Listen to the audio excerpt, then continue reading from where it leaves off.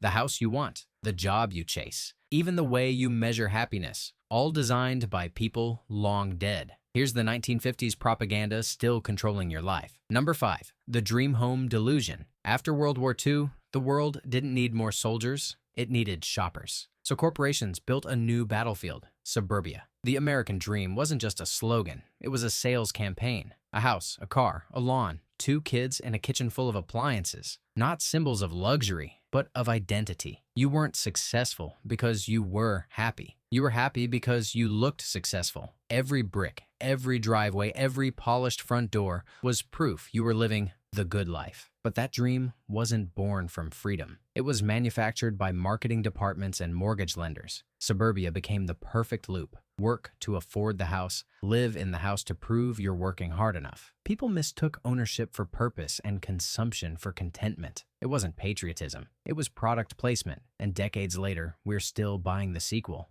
Number 4. The Gender Obedience Program. The 1950s sold a story, one that split humanity in half and called it harmony. Women were told their highest purpose was domestic perfection, spotless kitchens, glowing smiles, and quiet obedience. Men were told emotions were weakness, softness was shame, and their worth came from how much they could provide. Both sides were trapped, one in silence, the other in exhaustion. It looked like order, but it was just control disguised as normalcy. Advertisers sold femininity as servitude, masculinity as sacrifice, and called it balance. Behind every cheery magazine cover was an unspoken rule. Women should be grateful, men should be stoic, and nobody should question who that setup actually served. Spoiler, it wasn't the families. It was the system. The result? Generations of people mistaking repression for stability. The propaganda didn't just shape gender roles, it rewired emotion itself. Number 3. The Comfort Paradox. In the 1950s, comfort became the new currency of happiness. Microwaves, cars, fast food, televisions,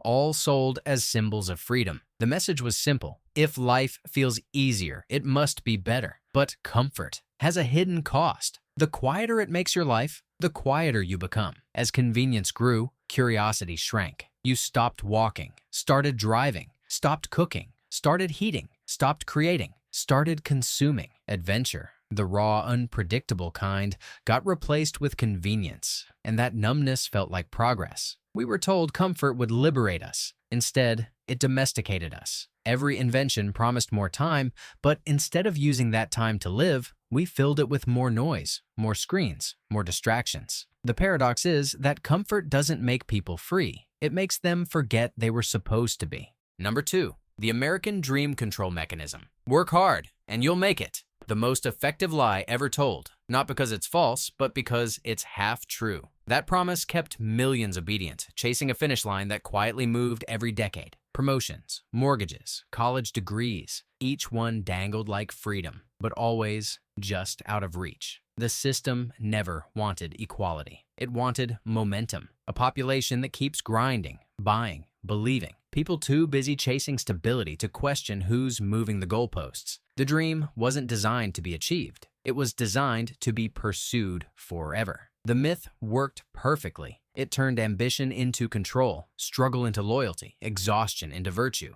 And by the time most people realized the race was rigged, they were too tired and too invested to stop running. It wasn't motivation, it was management, the most elegant form of obedience ever engineered.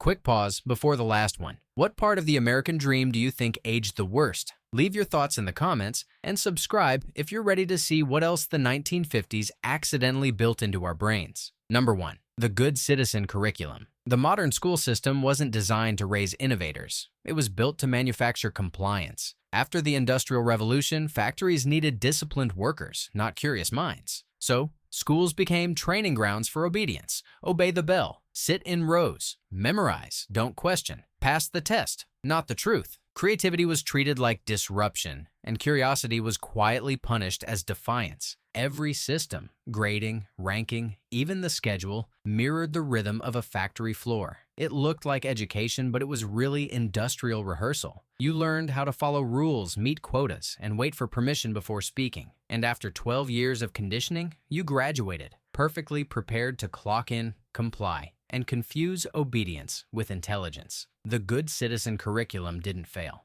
It succeeded exactly as intended. by teaching people how to fit in instead of how to think.